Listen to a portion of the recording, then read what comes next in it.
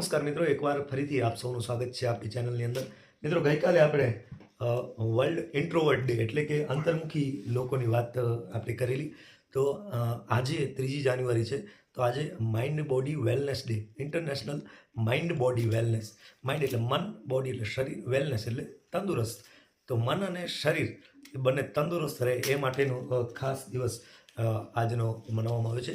શા માટે મનાવવામાં આવે છે, આ દિવસનો મહત્ત્વ શું, અને આ દિવસથી આપણને શું લેવા દેવા છે એ પણ જાણવું જરૂરી છે.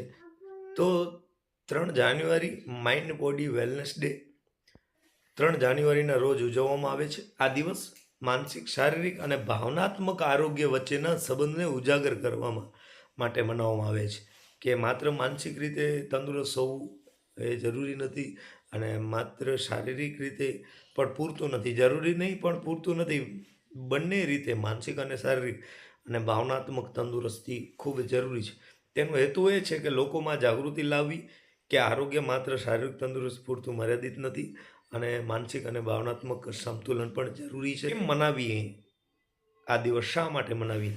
તો આરોગ્યપ્રદ જીવનશૈલી અપનાવવા માટે લોકોને પ્રોત્સાહિત કરીએ અને ચિંતામુક્ત જીવન માટે નવી પદ્ધતિઓ શોધીએ.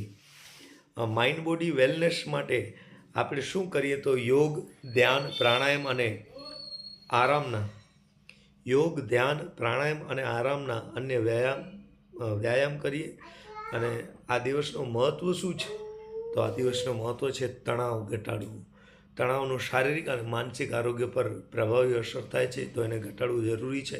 સંતુલન જાળવવું, જીવનના દરેક ક્ષેત્રમાં આનંદ અને શાંતિ મેળવવા માટે આ દિવસ પર ભાર મૂકવામાં આવે છે.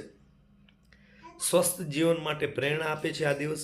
આરોગ્યપ્રદ જીવનશૈલીમાં સુધારો કરવા માટે આ દિવસ, જાન્યુઆરીનો દિવસ માઇન્ડ બોડી વેલનેસ ડે તો છે, મન અને શરીરના સંતુલનની વાત છે. તો કેમ આપણે જાળવી શકીએ સંતુલનને?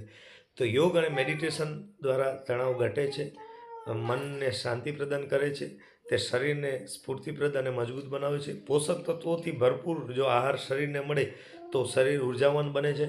દૈનિક રીતે કસરત કરવામાં આવે તો શરીર તંદુરસ્ત રહે છે, અને મગજમાં પણ એન્ડોર્ફિનનું ઉત્પાદન વધશે, અને જે આનંદ અને શાંતિ આપે છે. માટે તણાવ અને ચિંતાને ક્યારે દબાવી ન રાખો, તેને મિત્રો અથવા પરિવાર સાથે શેર કરો. સારી ઊંઘ શરીરને ફરીથી ઉર્જાવાન બને છે, મનને શાંત કરે છે.